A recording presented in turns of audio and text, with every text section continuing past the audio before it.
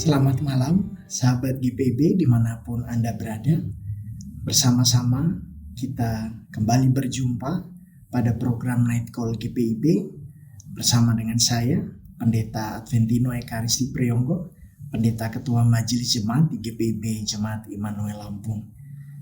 Di malam hari ini selesai kita berkegiatan sepanjang hari dan sebelum kita beristirahat tidur, kita beri diri, arahkan hati dan pikiran pada kuasa firman Tuhan yang sebentar akan kita baca, dengar, dan renungkan oleh tuntunan Sabda Bina Umat GPIB dari Yesaya pasal 20 ayat 1 sampai dengan 6. Terlebih dahulu, mari kita berdoa untuk memohon bimbingan Roh Kudus. Saya pimpin kita berdoa. Terpuji namamu Tuhan, sepanjang hari Engkau telah menyertai kami, dan penyertaan-Mu yang setia tidak berubah untuk keberadaan kami yang menyambut malam menjelang istirahat di dalam ungkapan syukur, tetap setia dan tekun, mengarahkan hati pikiran pada kuasa kehendak-Mu yang boleh kami temukan dalam pembacaan, pendengaran, dan firman Tuhan dari dalam Alkitab. Biarlah anugerah Roh Kudus yang telah Engkau karuniakan pada setiap kami orang-orang percaya menjadi sempurna di dalam kasih karunia Yesus Kristus, sehingga kuasa firman-Mu sungguh meneguhkan rancangan damai sejahtera Tuhan selesai kami beraktivitas di hari ini dan menjelang istirahat kami oleh iringan kasih-Mu. Bersabdalah ya Tuhan, kami umat-Mu ini telah siap dan sedia untuk mendengarnya. Demi Yesus Kristus Sang Juru Selamat, di dalam Dialah perkenanan dan penglayakan kami di hadapan Bapa di sorga Maha Kuasa. Amin. Yesaya pasal 20 ayat 1 sampai 6 menjadi bagian pembacaan Alkitab untuk kita renungkan di malam hari ini. Saya bacakan bagi kita semua. Begini firman Tuhan dinyatakan pada kita. Pada tahun ketika panglima yang dikirim oleh Sargon Raja Asyur tiba di Asdod, lalu memerangi dan merebutnya. Pada waktu itu, berfirmanlah Tuhan melalui Yesaya bin Amos firman-Nya. Pergilah dan bukalah kain kabung dari pinggangmu, dan tanggalkanlah kasut dari kakimu. Lalu ia pun berbuat demikian. Maka berjalanlah ia telanjang dan tidak berkasut. Berfirmanlah Tuhan, seperti hamba-Ku Yesaya berjalan telanjang dan tidak berkasut 3 tahun lamanya sebagai tanda dan alamat terhadap Mesir dan terhadap Ethiopia, demikianlah Raja Asyur akan menggiring orang Mesir sebagai tawanan dan orang Ethiopia sebagai buangan, tua dan muda, telanjang dan tidak berkasut dengan pantatnya kelihatan, suatu penghinaan bagi Mesir. Maka orang akan terkejut dan malu karena Ethiopia, pokok pengharapan mereka, dan karena Mesir, kebanggaan mereka. Dan penduduk tanah pesisir ini akan berkata pada waktu itu, lihat, beginilah nasib orang-orang yang kami harapkan. Kepada siapa kami melarikan diri minta pertolongan supaya diselamatkan dari Raja Asyur? Bagaimana mungkin kami terluput? Demikian pembacaan Alkitab. Terpuji Tuhan. Haleluya. Sahabat GPIB, apa yang menjadi bagian pembacaan Alkitab kita ini merupakan nubuatan Nabi Yesaya oleh tuntunan firman Tuhan yang datang kepada dia untuk dia teruskan pada keberadaan bangsa Israel, khususnya kaum Yehuda. Ketika pada masa itu bangsa-bangsa, banyak suku-suku yang ada di bawah penjajahan kerajaan Asyur. Dan sudah begitu lama mereka dijajah oleh Asyur. Mereka ingin melepaskan diri dari Asyur dan mereka berupaya untuk memberontak. Salah satu prakarsa pemberontakan itu adalah dari orang-orang di kota Asdod, sebagaimana yang disebutkan dalam pembacaan Alkitab kita di ayat 1. Dan di kota Asdod itu malah nanti kerajaan Asyur akan menyerang dan memukul mereka, menjatuhkan mereka. Tidak hanya berhenti sampai di situ, nubuatan Nabi Yesaya pada umat Tuhan.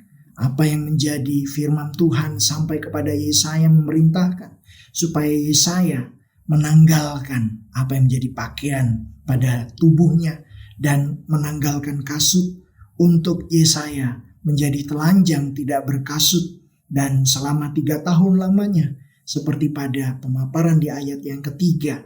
Disitulah menjadi tanda bagi Mesir dan Ethiopia yang sempat diandalkan juga oleh orang-orang kota Asdod, mengajak suku-suku bangsa lain menyampaikan bahwa Mesir dan Ethiopia ada di pihak mereka untuk mereka melawan dan memberontak kepada Asyur.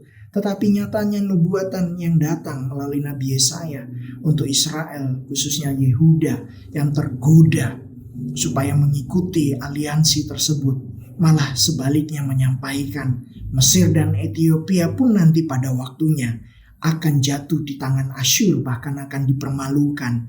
Apa yang digadang-gadang menjadi pengharapan, menjadi andalan sebagai aliansi memberontak kepada Asyur, pada akhirnya nanti juga justru akan dipermalukan. Apa yang menjadi maksud dari nubuatan melalui Nabi Yesaya ini? Agar bangsa Israel pada waktu itu, kaum Yehuda khususnya, tidak menaruh pengharapan mereka kepada sesama manusia, tetapi haruslah pengharapan itu diletakkan hanya kepada Tuhan sebagai Allah mereka. Apa yang menjadi pengharapan mereka di dalam Tuhan tidaklah akan mengecewakan, berbeda dengan pengharapan bila diletakkan kepada bangsa-bangsa lain, kepada manusia yang lain. Ibu bapak saudara-saudari sekalian, sahabat GPB dimanapun berada, apa yang bisa kita renungkan melalui pembacaan Alkitab kita di malam hari ini? Selesai kita beraktivitas sepanjang hari, di saat kita mau ada menjelang istirahat malam, mau memberi diri dalam hati pikiran kita arahkan pada Tuhan untuk istirahat malam pun menjadi bagian dari cara-cara Tuhan mau menyatakan penyertaannya dan juga menerangi keberlanjutan hari kehidupan kita oleh kehendaknya. Kita mau belajar dari Nabi Yesaya ketika dia memahami dirinya sebagai alat di tangan Tuhan bagi misi Allah kepada umat bangsa Israel itu tetap terlaksana, bagi pekerjaan dan karya keselamatannya terus berlanjut, baik untuk keberadaan umat yang sudah dia pilih itu. Begitu juga sekiranya kita pun sebagai gereja Tuhan di masa kini, orang-orang percaya dalam bagian persekutuan tubuh Kristus, kita juga mau belajar dari apa yang menjadi tindakan yang Yesaya ambil.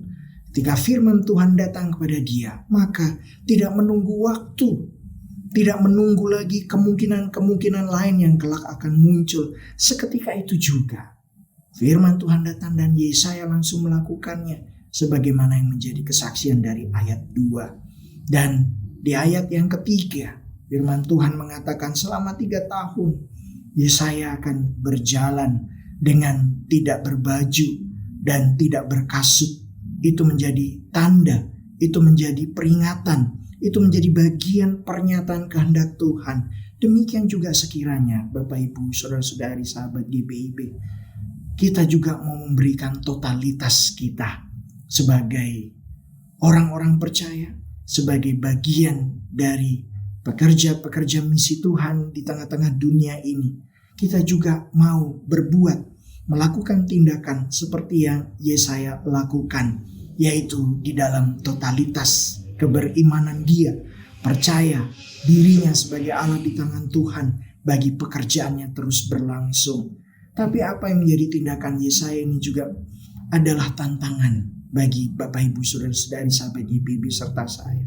Sejauh mana kita berani melangkah, seberapa jauh kita mau mengambil suatu tindakan di dalam iman percaya kita kepada Yesus Kristus untuk tetap terus terlibat pada bagian-bagian pekerjaan Allah yang terus mau dia nyatakan dan tetap dia lanjutkan pada keberadaan manusia dan dunia ciptaannya di muka bumi ini.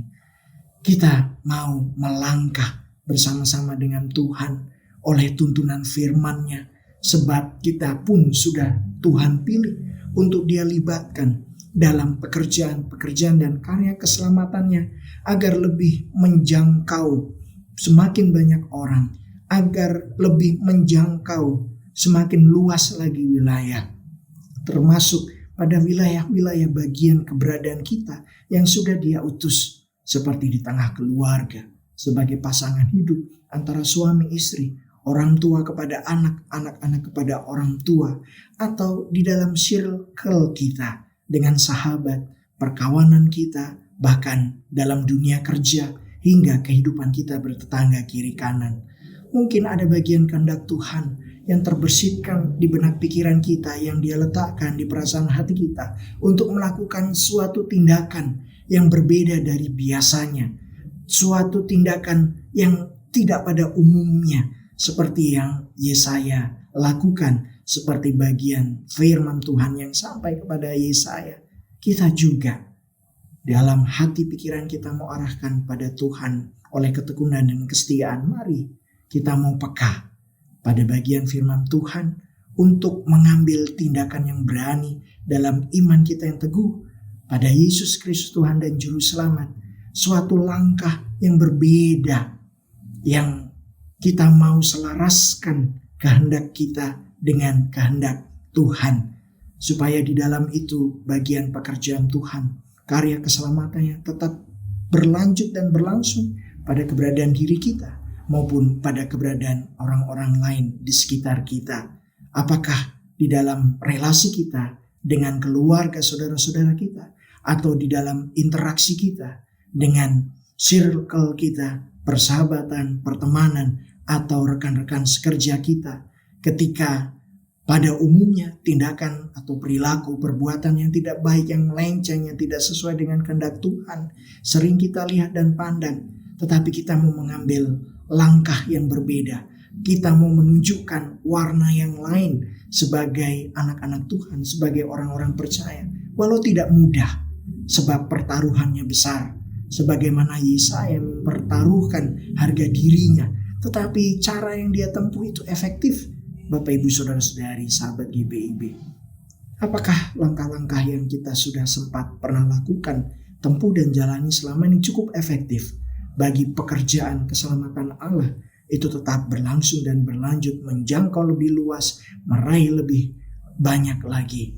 Kita mau merenung di malam hari ini oleh setiap pekerjaan yang kita sempat lakoni sepanjang hari ini, dan juga menjelang rencana esok hari, rutinitas waktu demi waktu yang kita mau berada di dalamnya. Mari oleh tuntunan firman Tuhan di malam hari ini yang sampai kepada Bapak, Ibu, Saudara-saudari, sahabat GPIB serta saya, kita ditantang seberapa jauh kita mau melangkah, seberapa jauh kita mengambil tindakan di dalam iman kita kepada Yesus Kristus bagi pekerjaan Allah, tetap terlakoni pekerjaan Allah di dalam karya keselamatannya, tetap berlanjut dengan diri kita sebagai Allah di tangan Dia, melayani pekerjaan-pekerjaan itu. Selamat beristirahat, selamat memberi diri bagi firman Tuhan terus bekerja dan menyatakan kuasanya dalam tuntunan bimbingan Roh Kudus sebagai sumber hikmat bagi kita. Amin. Kita berdoa. Bapa di sorga, terima kasih untuk firman-Mu yang tidak pernah berhenti menghampiri keberadaan diri kami, meraih, menggapai, dan merengkuh kami untuk bagian kebenaran kehendak-Mu. Terus ternyatakan tidak pernah padam, menerangi keberlanjutan langkah-langkah hari kehidupan kami di tengah-tengah berbagai kelemahan, kekurangan, keterbatasan, dan ketidaksempurnaan kami, bahkan ketidakberdayaan kami yang seringkali tidak pernah berhasil untuk berselaras kehendak diri ini dengan kehendak-Mu ya Tuhan.